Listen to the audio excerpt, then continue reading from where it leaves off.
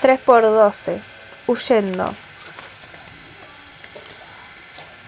Llegando fatigada a la casa, pensando en lo que su patrón le había revelado, pensando en la confesión que accidentalmente le había formulado, extrañándola le había dicho, extrañándola había repetido en varias oportunidades y sin modificar su tono, sin modificar el registro, había elogiado sus platos, y eso le había dado la pauta, eso le había ofrecido la clave, de que las cosas no marchaban como tenían que marchar.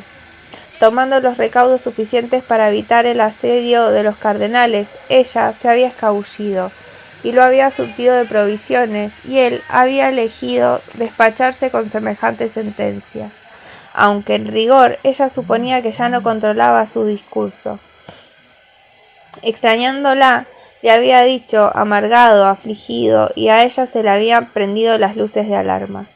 Ingresando por la puerta de servicio, evitando en su estado cruzarse con la señora, dejando la canasta a un costado, agitando el brazo para aliviar su dolor, maldiciendo por el peso de la canasta que a raíz de sus instrucciones había ido colmada, llena. Cada vez que vengas, nanita, tráeme abundante comida, así nos ahorramos los riesgos. Mientras menos vengas mejor, para que no sospechen, para que no nos descubran.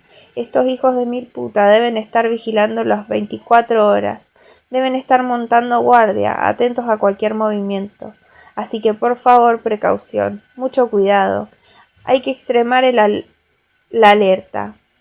¿No los han indagado? ¿Me lo juras? Entonces me quedo tranquilo. Si vos me lo juras, nanita, me quedo tranquilo. ¿Me jurás que no los han ido a interrogar? Negando, agitando enérgicamente la cabeza en señal de negación, engañándolo, mintiéndole, recordando el llanto del nene cuando habían ido a buscar a la señora, recordando la inclemencia de los uniformados ante el desconsolado llanto del chiquito, recordando sus arañazos y las marcas que le habían estampado en la piel cuando de prepo esas bestias habían arrastrado a su madre hasta el cuartel y la habían interrogado, dudando, cuestionándose si se justificaba continuar exponiéndose a esa clase de situaciones por una persona que era evidente no estaba en su sano juicio. Extrañándola, había repetido sin el menor asomo de vergüenza. La había asegurado que extrañaba su voz, una voz que, según él, lo había mandado matar.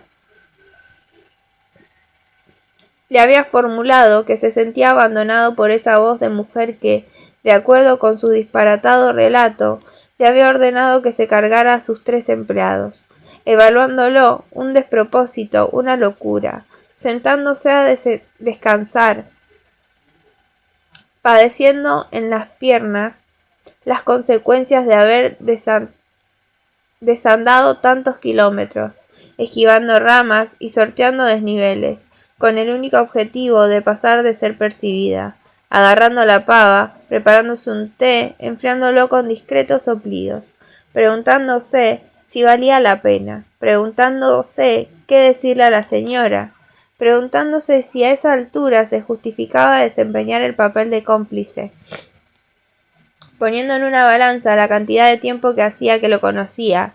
Ella le había cambiado los pañales, ella lo había consolado por la muerte de su abuelo y de sus padres en ese choque frontal.